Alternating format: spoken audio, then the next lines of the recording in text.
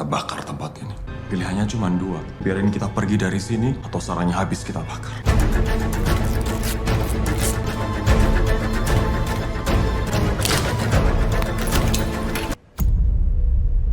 Ki, ayo kita bersenang-senang. Gue sayang sama lo, Ki. Ayo, Ki, kita lakuin hal yang dari dulu lo pingin lakuin. Hai, balik lagi di Plus62 Cinema. Thanks for the click this video. Lampir merupakan sosok mistis yang digambarkan sebagai nenek-nenek berambut panjang mengerikan dengan tawanya yang khas. Selain pernah diadaptasi dalam sebuah acara sinetron di tahun 90-an, Lampir sendiri juga merupakan legenda yang banyak diyakini oleh masyarakat Jawa. Kini sosok Lampir ini kembali dilahirkan dalam film yang tayang di tahun 2024. Disutradarai oleh Kenny Gulardi, Lampir menceritakan kisah 6 orang pemuda yang terjebak di sebuah villa, di mana villa tersebut ternyata adalah sarang dari lampir. Tanpa berlama-lama lagi, yuk kita simak alur cerita selengkapnya.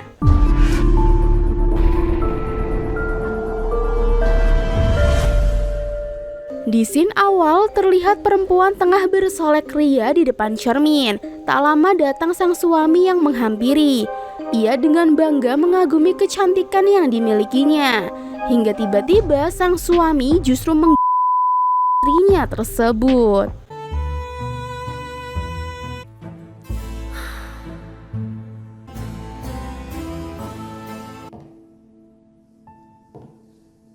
Kamu lihat, Mas? Betapa cantiknya istrimu. Cantik.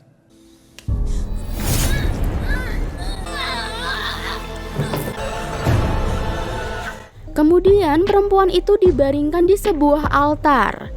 Di sana nampak pula pemuka agama dan beberapa pengikutnya. Namun ternyata wanita tersebut masih hidup hingga ia minta kepada suaminya untuk melepaskannya. Ternyata guys, istrinya tersebut merupakan jelmaan sosok lampir, di mana mereka hendak memusnahkan iblis tersebut dengan cara Kita selesaikan sekarang di sini. Tidak, Mas. Tidak mungkin kan? Kamu mau istri kamu yang cantik ini kan? Cantik. Apakah kau masih bisa bicara seperti itu dalam kobaran api? Sang suami pun nampak tak ragu menyalakan api, di mana saat api mulai menyebar, si wanita tersebut pun mulai mengumpat. Ia berkata jika kecantikannya abadi, dan dengan kecantikannya itu ia juga dapat membeli jiwa manusia sekalipun. Benar saja, para pengikut yang hadir di sana justru berkhianat dan menghabisi sang suami beserta si pemuka agama.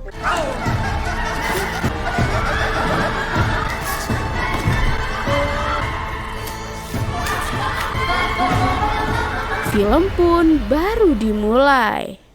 Ternyata itu adalah mimpi dari gadis cantik bernama Wendy, di mana pagi itu ia nampak sudah ditunggu oleh Angga yang merupakan calon suaminya. Ya, pasangan yang sudah lama berpacaran itu sebentar lagi hendak melangsungkan pernikahan. Dan sekarang mereka hendak pergi ke sesi foto prewedding. Kebetulan fotografer yang memotret mereka juga salah satu dari teman mereka yang bernama Robby. Namun terlihat meski hendak melangsungkan pernikahan, Angga ternyata masih sibuk dengan urusan pekerjaan hingga membuat Wendy menjadi kesal. Cuman kalau 2-3 minggu. Wen, 2 minggu lagi kita nikah loh, nggak? Bisa nggak sih kamu prioritasin pernikahan kita? Wen, pernikahan ini tetap jadi prioritas aku. Di sana mereka yang berdebat justru merusak lighting yang membuat mereka jadi kikuk. Pak Dodi sini. Enggak, aku bilang enggak. Ini bentar Dodi, Pak Dodi bentar penting. Iya, foto kamu. Scene kemudian beralih ke teman mereka yang lainnya, yaitu Nanda yang tengah menyimak berita tentang beberapa orang yang menghilang selama 10 tahun lamanya. Di mana salah satu di antaranya adalah teman dari Agnes yang merupakan pacar dari Robby. Dari zaman kita kuliah sampai sekarang gak kelar-kelar. Gila ya nih kasus. Si Raka salah satu korban ini dulu sekampus sama lo kan? Ya sekampus, tapi gak deket. Terlihat bahwa Agnes ini sangat terobsesi dengan kecantikan hingga menganggap kecantikan itu nomor 1. Setelah sesi pemotretan, mereka pun berkumpul di mana Agnes nampak mengagumi kecantikan Wendy. Kemudian Wendy terlihat hendak mengembalikan gaun yang ia pakai untuk priwet. Anehnya karyawan di sana justru mendapati bahwa rambut Wendy ternyata rontok dan beruban seperti rambut neneknya. Hey Ras, Sendirian aja. enggak, ini gaunnya. Pinjam toilet dong. Tuh, langsung aja ke belakang. Pinjam ya.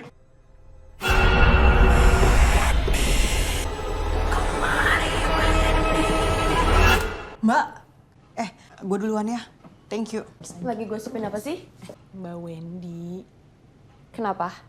dia tuh cantik banget ya Mbak, tapi rambutnya tuh rontok. Serius? Iya, tadi aku tuh lagi bersihin ini, banyak banget rambutnya, mana kayak uban nenek saya lagi. Di perjalanan pulang, Wendy juga sempat menceritakan perihal mimpinya. Juga ia merasa belakangan ini ada sosok yang selalu mengikutinya. Meski begitu, Angga hanya beranggapan jika calon istrinya itu hanya kelelahan.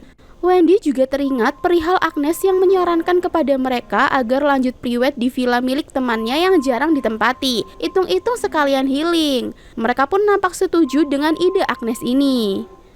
Gimana kalau kita semua healing? Gimana? Nggak, Wen, kalian tuh nggak stres-stres amat mikirin nikahan. Gue setuju banget. Temen gue tuh punya villa keluarga bagus deh, tapi jarang ditempatin. Gini aja deh, gue share sekarang map sama foto-fotonya ya. Bagus ini. Mungkin sekalian foto di sana lucu kali ya. Mana Wen? Gas ya. Yuk. Setelahnya, Agnes juga mengunjungi teman mereka yang bernama Rizky. Rizky selama ini bersembunyi di panti jompo dengan alasan ingin bertaubat dengan menjadi Rizky yang baru di tempat tersebut. Usut punya usut, Rizky ini sempat punya masalah dengan mereka, di mana dulunya ia pernah membawa kabur uang mereka saat semasa kuliah.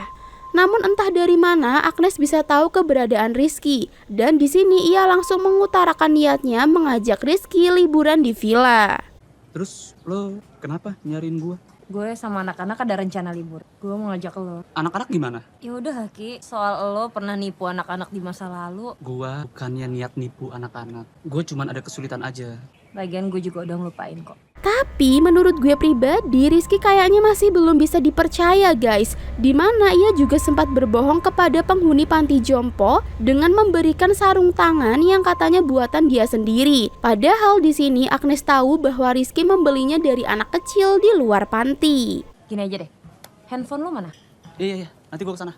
Oh iya, tadi gue lihat di luar ada anak kecil jualan ini. Kayaknya lo deh yang lebih butuh. Hingga saat Agnes beranjak, Rizky mendapatkan foto-foto villa dengan barang mewah di dalamnya yang tentu saja membuat ia kaget. Satu lagi, nih, dikit deh, dikit.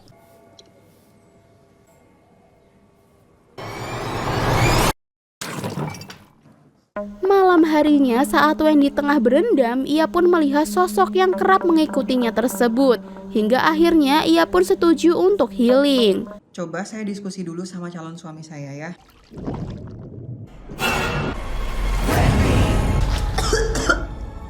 Guys, kita healing. Robby pun terlihat kaget mendapati Rizky ikut dengan mereka. Di mana Rizky berjanji kali ini ia akan bertaubat dan tidak akan mengulangi kesalahannya. Lo yang ngajak Rizky, Nan. Bukan gue, cewek lo tuh. Kita semua udah kena tipu sama dia puluhan juta. Dia kan bakal balikin, Rob. Gue dapet duit, gue bakal balikin semua utang. Seralah. Sesampainya di sana, mereka nampak kagum dengan villa yang akan mereka tinggali, di mana villa tersebut terlihat sangat megah. Anehnya, Rizky terlihat membawa ransel besar dengan alibi membawa banyak baju ganti. Robby juga agar Rizky tidak macam-macam selama berada di sana. Mereka juga nampak senang dengan suasana villa, di mana kita melihat sebuah lukisan yang mungkin sudah tak asing lagi ya buat kalian yang menyimak dari awal film. Oke, kalau gitu lo semua nyantai aja, gue yang unjuk skill masak gue ya. Dasar tukang pamer. Ini lukisan siapa? Ini leluhurnya Lydia, namanya Adela. Wen, iya udah pada nungguin itu. Setelahnya mereka lanjut ke sesi priwet dari Angga dan Wendy, di mana Agnes yang kebelet kemudian berkata untuk pergi ke toilet terlebih dahulu. Untuk tambahan gimmick, Angga ternyata membawa sungguhan milik ayahnya. Tak lama Rizky yang sedang dimintai tolong itu tiba-tiba justru minta ke toilet juga yang membuat mereka semua menjadi gondok. Guys, coba tebak apa yang gua bawa. Tada! Oh, lagian ngapain bawa ginian? Buat foto aja kok. Oke, yuk. Gimana, Rob? Udah bagus. Ki! Pegang reflektor. Nih gimana gue gak ngerti. Gue tuh mau berak. Yaudah sana. Dan seperti yang kita duga guys, sama persis seperti di film Texas Chainsaw, di sini Rizky mulai mengambil barang-barang berharga di villa tersebut. Di mana saat ia terjatuh, ia justru menemukan pintu rahasia dan ia pun masuk ke sana.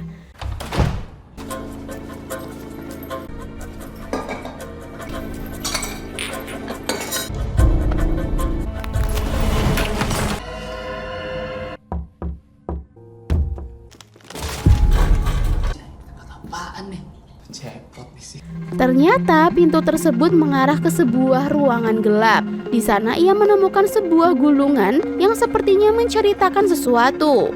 Ia pun kaget saat melihat hantu perempuan dan langsung berlari keluar.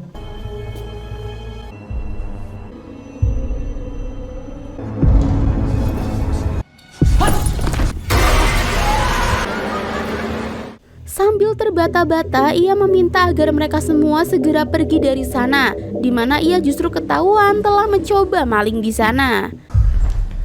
Mau kemana sih lo? Ki, lo kenapa sih? Tenang, ngomong yang jelas. Kita cabut sekarang.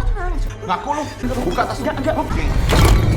Apaan nih? Lu bisa jelasin? Sementara itu, Nanda terlihat menuju ke toilet, dan alangkah terkejutnya ia saat mendapati Agnes ternyata di kamar mandi. Ke toilet gue kebelet. Nes.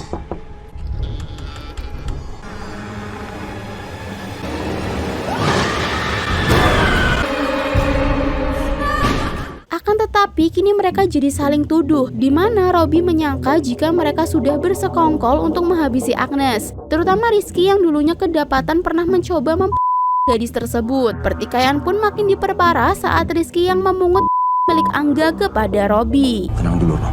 Tadi pas kita di luar lu ngapain? Jawab! Bukan gua, Rob. Ngaku nggak lu? Lu ambil dia, bro. Dan sekarang lu dia. Robby! Apa maksud gue? Rob tenang, Rob, nggak gini caranya. Jangan-jangan lu sama Angga pakai liburan ini buat juga. Maksud lo apa? Itu nggak mungkin. Ngaku lu. Untung saja Angga dapat merebutnya kembali dan menyuruh mereka semua untuk tenang. Mereka pun mencoba pergi dari sana, di mana villa yang sebelumnya mewah sekarang ini justru terlihat reot.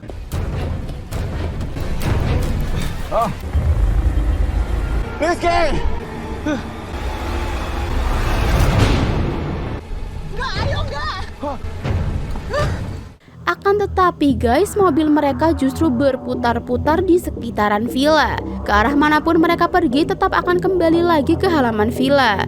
Hingga tiba-tiba Angga melihat perempuan yang membuat ia banting setir dan membuat mobil mereka mogok.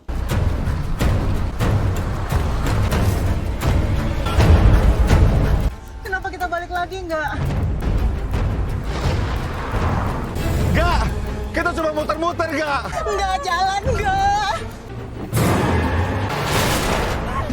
Lu ngapain, nggak? Ada perempuan.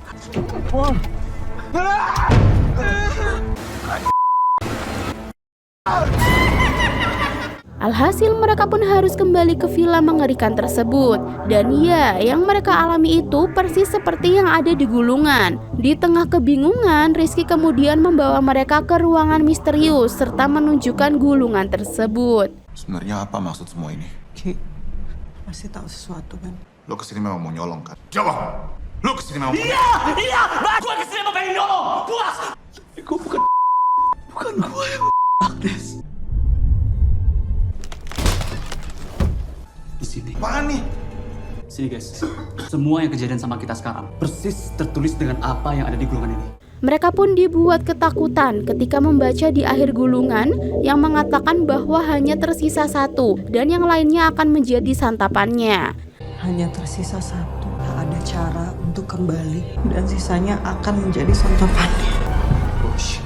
Akan tetapi, dengan yang sudah mereka semua alami, Angga tetap tak percaya. Meskipun Wendy berkata bahwa semua itu adalah ulah lampir yang muncul di mimpinya. Angga pun membakar gulungan tersebut. Apa alasan buat nggak percaya, nggak? Lo semua percaya yang tertulis di gulungan ini? Ini cuma permainan orang Siapa yang bakal untung dengan kita saling Lampir, beberapa kali gue pernah mimpi. Siapa Lampir? Ini tempat yang aku ceritain, nggak kamu inget kan? Ini tempat yang ada di mimpi aku, nggak? Ini bukan mimpi, nggak, Li? Kan aku udah bilang itu cuma mimpi. Gak ada yang bener dari gulungan itu. Sementara itu, Nanda yang menunggu di sebuah ruangan justru melihat sosok lampir hingga ia pun di balik sebuah pintu.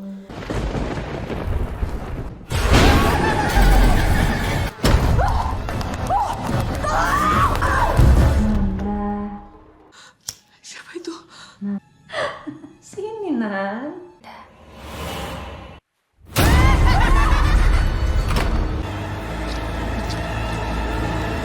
Mendengar teriakan Nanda, mereka pun langsung mencarinya. Di mana Wendy justru melihat sesosok lampir itu tengah menyantap tubuh Nanda.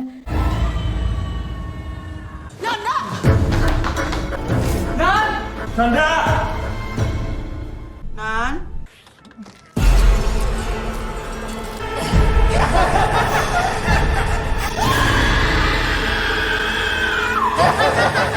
Yang lainnya pun bergegas menghampiri, di mana Nanda yang sudah kan itu justru bangkit dan berkata bahwa mereka semua akan dan menjadi santapannya. Mau apa?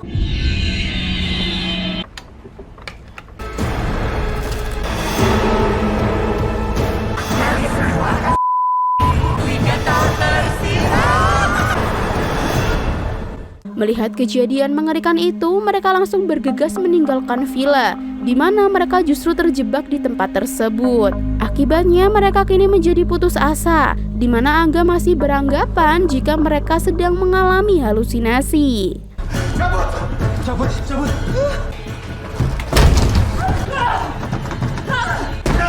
Percuma. Iblis itu nggak akan biarin kita pergi dari sini. Kita nggak bakal selamat, nggak?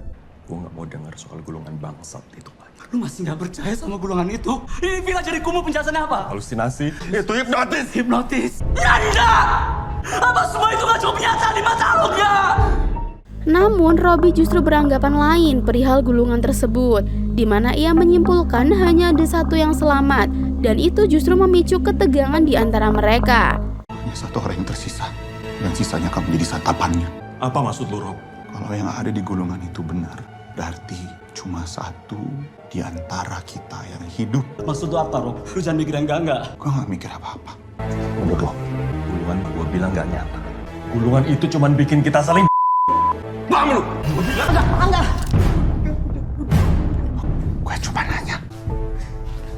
Kini mereka terlihat mulai terlalap. Mendengar suara yang memanggil namanya, Rizky pun terbangun. Ternyata itu adalah Agnes. Ia mengajak Rizky ke ruangan atas. Di sana ia merayu Rizky untuk mantap-mantap. Ki. Ayo Ki. Ki, ayo kita bersenang-senang. Gue sayang sama lo Ki. Ayo Ki, kita lakuin hal yang dari dulu lo pingin lakuin. Bak hilang akal sehat, Rizky yang memang menyukai Agnes itu akhirnya mulai tergoda. Dan ketika ia masuk ke dalam tirai, tiba-tiba ya, sosok itu kini berada di belakang Rizky yang langsung menceburkan Rizky ke dalam bed up. Namun ia tidak kenapa-napa sesaat sebelum ia bertemu dengan Robby yang justru menghabisinya.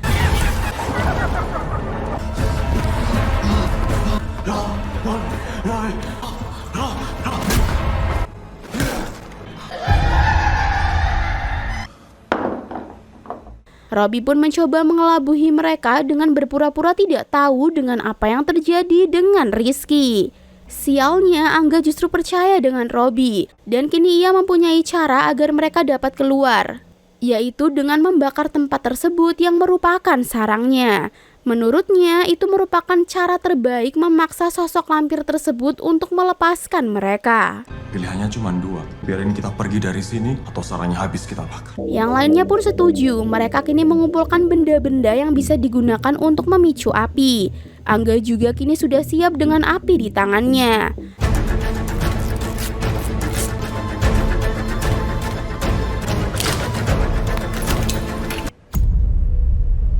Lo yakin gak? Gue gak tahu. Namun Robby nampaknya sudah menunggu kesempatan untuk merebut milik Angga, hingga mereka akhirnya bertarung untuk hidup dan di sana.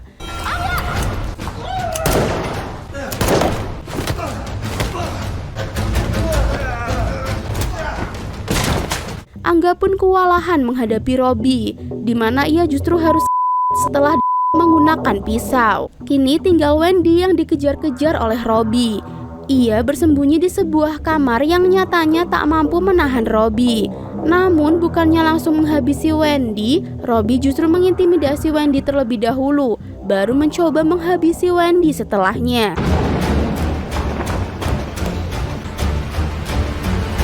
Buka pintunya, Wen. Gue bakal bikin ini lama dan menyakitkan. Make your choice, Wen.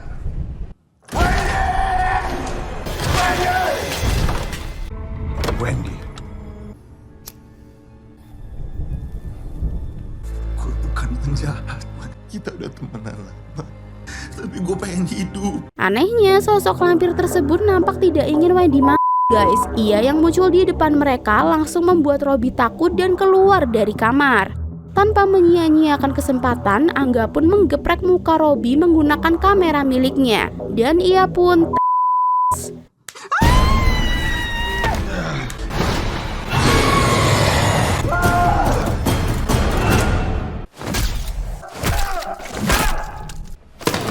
setelahnya ia menghampiri Wendy, di mana sosok lampir itu kini mulai mendatangi mereka, yang membuat Wendy ketakutan karena ia tak ingin.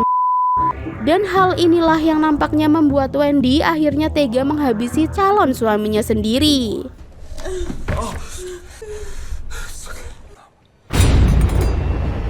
Enggak, dia datang, enggak. Enggak, dia makin dekat, enggak. Dia makin dekat.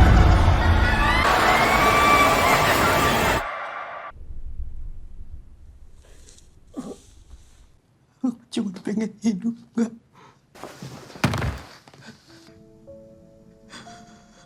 Kemudian Wendy mengumpulkan semua mayat teman-temannya dan ingin membakar tempat tersebut. Namun ia melihat sebuah foto yang sempat dipungut oleh Nanda, dan akhirnya plot twist pun terungkap dari foto tersebut. Raka, teman kampusnya Agnes sama 5 orang lainnya hilang belum ketemu. Sama lo kan? Ya sekampus, tapi nggak deket. Ternyata dalang dari semua itu adalah Agnes guys. Ia ternyata adalah jelmaan dari sosok lampir tersebut. Wendy pun dibuat pingsan.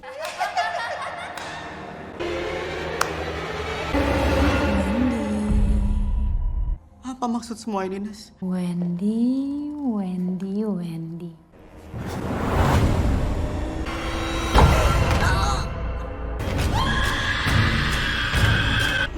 Siapa lo sebenarnya? Udah tahu, Wendy.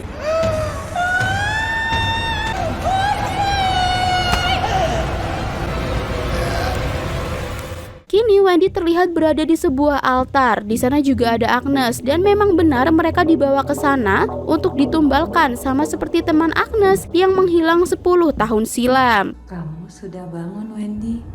Mereka juga kesini. Orang yang hilang 10 tahun lalu. Di mana Agnes? Agnes dulu ada di sini. Andela juga dulu ada di sini. Lo bukan Agnes. Lampir. Kini sosok lampir tersebut ingin berganti ke tubuh Wendy, dan untuk itulah ia kerap datang ke mimpi Wendy hingga menjebaknya ke sana. Dan kini terlihatlah sosok asli dari lampir tersebut yang mulai merangkak dan masuk ke tubuh Wendy. Orang yang terlahir cantik seperti kamu gak akan pernah ngerti kamu bisa dapat apa yang kamu mau. Gak ada satupun yang abadi, termasuk kecantikan. Aku manusia yang menyerupai.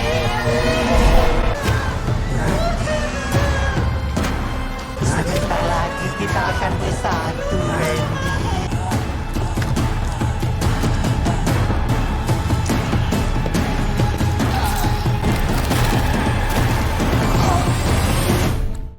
Setelah mereka bersatu, ia pun keluar dari ruangan tersebut, di mana villa bobrok itu kini kembali seperti semula.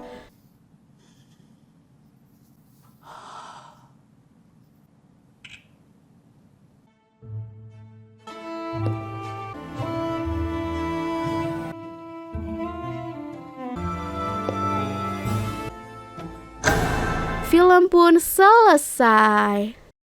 Nah itu dia guys film Lampir yang tayang di tahun 2024. Dari awal sih udah kelihatan banget ya kalau sosok Agnes ini memang mencurigakan. Mulai dari ia yang sangat terobsesi dengan kecantikan, hingga ia yang repot-repot mencari keberadaan dari Rizky.